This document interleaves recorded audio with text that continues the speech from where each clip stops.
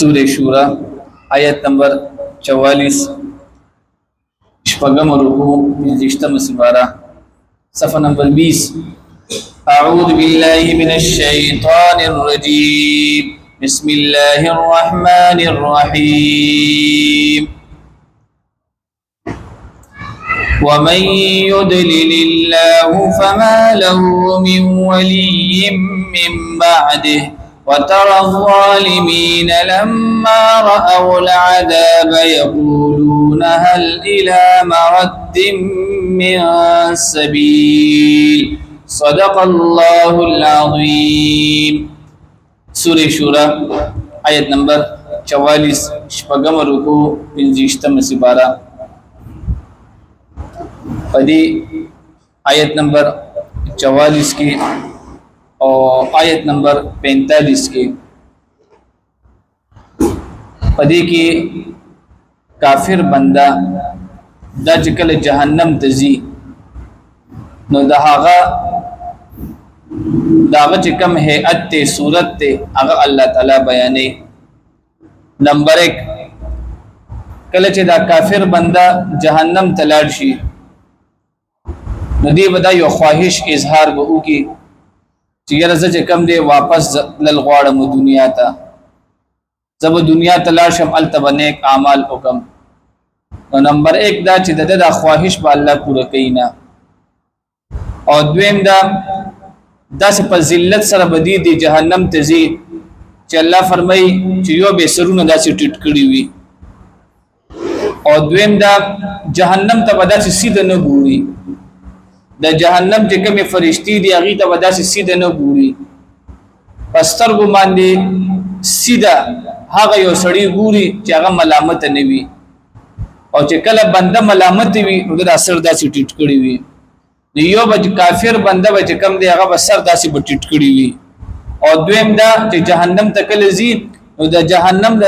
چې کله زی د استرګو په دې بوټونو باندې بدی داسې جهنم ته ګوري لکه سړی یو ملامت کار وکي چې چا د ګورو نو سره داسې ټټ کړی وي او د سترګو په دې طرفونو باندې ګوري د سترګو په دې ګوټونو باندې ګوري او دا دوه طریقې چې کوم دی الله فرمای چې یو به د ذلت د وجه به سرخ کته کړی وي او دویم دا چې کله د جهنم لار ګوري دا به داسې سیده بنو ګوري بلکې دا وسه ګوري د دې سترګو په دې طرفونو باندې ګوري. نو دا دوه خبرې پکې الله پاک ذکر کوي. ومن يضلل الله فما له حركت گمراه کړی الله تعالی فما له من ولي پس نشته د سوک کارساز من بعده پس لدنا وترى الظالمين وتبغوا الظالمان لما رأوا العذاب هر کله چې دی ویني عذاب یقولون هغه خواهش دی یقولون نوای بدا کافران هل الى مرد آیت واپس لوهم من سبیل سلارشته دی د واپس لو سلارشته دی ودا خبره کوي. نو فرشتي به دي چې د واپس د لو سلار نشته او دویم هغه دوا حالتونه بیانې وتراهم او تبویني دوی يعرضون عليها چې دی به مخامخ کول شي عليها په دې دوزخ کې خاشعين من الذل تشوي به د ذلت د وجنا ينظرون او دوی بګوري من طرف خفي دسترګو د ګټونو نه چې کله دا کافران داسې وګوري او جهنم ته دي داسې روان شي دا مؤمنان هم دې ټیم کې او یو بلتا ودا هغه خلکو چې خپل ځان په تاوان کې اچولیو او دویم واهليهم او خپل اهل او عيال هم دي چې کم دي دا شان په تاوان کې اچولیو دا ټول چې کم دي جهنم تلاړل. دي ځنه علما فرمایي چې د کور چې کم سربراه دي د من د خپل د کور اهل او عيال ذمہ داری ده چې دا د جهنم نه بچ کی ځکه دلته باقاعده د جنتیان د دې خبره تذکرہ کوي چې ګوره دا جهنمی نه دي دا په خپلم جهنم تلاړلو او ځان سره خزا او بچي ده هم ځان سره جهنم ته بوتل. دا ولی چې دی په دنیا کې بالکل په تاوان کې په خساره کې په نقصان کې وو نو صرف بدی نه یادي د خزا بم یادي د بچي بم یادي د مور او پلار بم یادي ولهذا د کور په مشر دغه یو ذمہ داری ده چې خپل اهل او عیال دا به سن بچ کیږي دا به اور نه بچ کی وګوره وقال الذين امنوا او وای به کسان چې ایمان وروړي دي ان الخاسرین بشک نقصان مندون کړي الذين خسروا هغه خلق دي چې نقصان وکړلو انفسهم خپل ځانونو ته او اهلیهم او خپل کوروالو ته یوم القیامت ورځ د قیامت الا وورا ان الظالمین فی عذاب مقیم چې بشک ظالمان خلق به همیشه عذاب کې وي وما كان لهم من اولیاء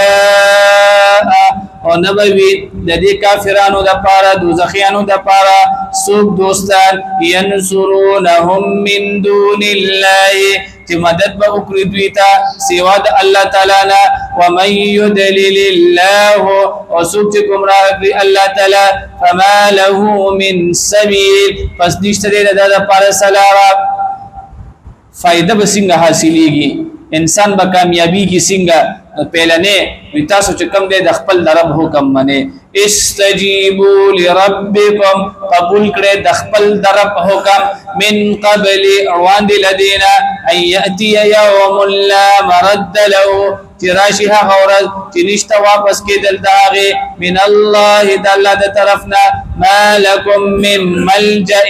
نبوی تاسو د پاره هیڅ د پنازای یوم اذن په دغه ورځ باندې وما لكم او نبوی تاسو د پاره من نکیر س انکار اخرت کې به کم دی د سړي د بنده د پاره به انکارونه به ختم شي دې دا مطلب دی ګناګار سړي په جبه سره اقرار کوي دا کار به نه دی دا کار به نو کړي نو جبه خو انکار وکړو او په سوره یاسین کې مونږ دا خبره کړې و اليوم نختم على افواههم الله وی چې بعض اوقات به مونږ د دې ګناګار داخله چې کوم دی دا هم بالکل بند کو او لاس به کوم دی دا غوړی شروع کی سترګې به کوم دی خبري شروع کی او دغه شان دی غوګونه بستر خبري شروع کی خپې به کوم دی خبري گواہی شروع کی چې دی بنده په فلانکی وخت کې په فلانکی ټیم کې په ما مې دغه ګناهونه کړی دا نو د دې دا مطلب دی وما لكم من نکیر کچرته انسان انکار بچ باندې وکړو په جواب باندې نو الله به ته دا جواب بند کی بس خاموش او چې کوم دی د انسان اندامونه به کوم دی د انسان خلاف څه شروع کی گواهیانه فإن أعرضوا بیا کچری دوی مخواړوي فما ارسلناك عليهم حفيظا نير لګلی مونږ نبی صلی الله علیه وسلم ته دوی باندې نگهبان ان عليك الا البلاغ ندی پتا باندې مگر پیغام رسول وان اذا اذقنا الانسان وكلتي هر کله چې مونږ وسکو انسان ته مننا د خپل طرفنا رحمتا رحمت فرح بها نو خوشاله شي په دې رحمت باندې وان تصيبهم سيئات او هر کله چې ورسیږي د تسبدي بما قدمت ايديهم بسبب د لاسونو د روان دي لګري دي فان الانسان نو بشک انسان کفور ډیر ناشکر دي واخر دعوانا الحمدلله